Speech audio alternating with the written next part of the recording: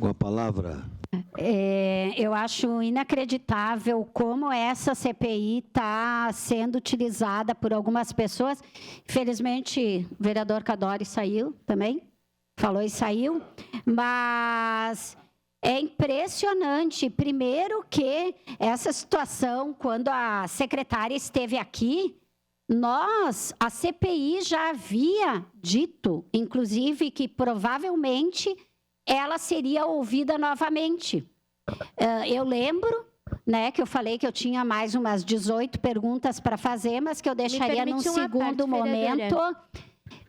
Eu deixaria num segundo momento, porque nós queríamos falar naquele momento da UPA, que é o objeto inicial da CPI. Então, primeiro, no jornal dizer que não teve foco, que não está tendo foco a CPI, é um desconhecimento ou uma fé, porque tem foco. Agora, ninguém aqui é ingênuo que quando tu vai discutir a UPA, tu vai discutir a saúde no município, e a saúde é muito amplo.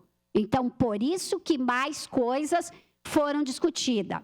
Segundo, e sempre esse argumento, né, da saída da vereadora Estela naquele momento, que já foi explicado mais de uma vez.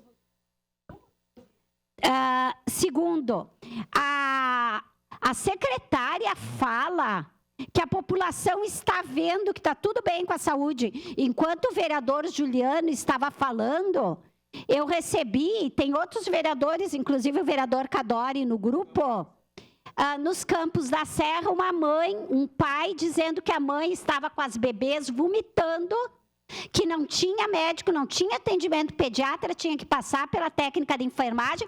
Para quê? Para provavelmente ser encaminhada para a UPA. É por isso que a gente tem que discutir a atenção básica. Depois vamos falar, a comunidade vem para a UPA, lá no Campos da Serra. Vão ter que se virar e com o bebê vomitando, porque não tem pediatra lá no atendimento. Então, vamos olhar realmente o que está acontecendo na cidade. Vamos ir na UPA. A própria secretária aqui disse que algumas UPA, algumas UBS, ela tem ido não tanto quanto gostaria.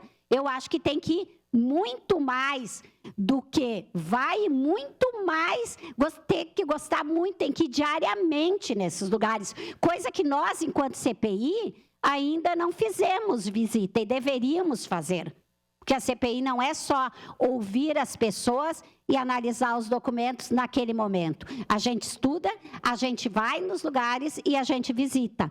E a última coisa que eu quero dizer em relação a esta, e talvez a mais grave de todas, em relação a esta entrevista, né?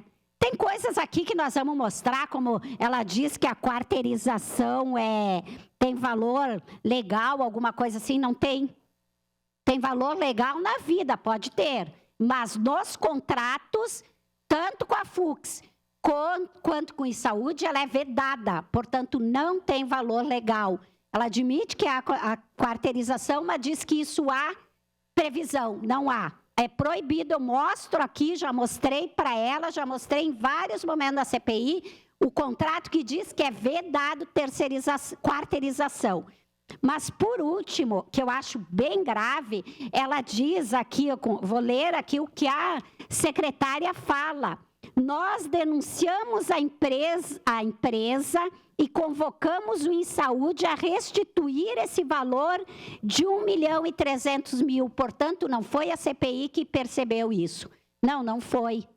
Agora, pelo amor de Deus, por que não rompeu com o InSaúde quando viu que foi apontado pelo gestor que analisa os contratos, que apontou que teve problema naqueles 2 meses, ela disse que mandou investigar, sim, teve problema anterior, e aí foi feito o cálculo, foi feita a multa.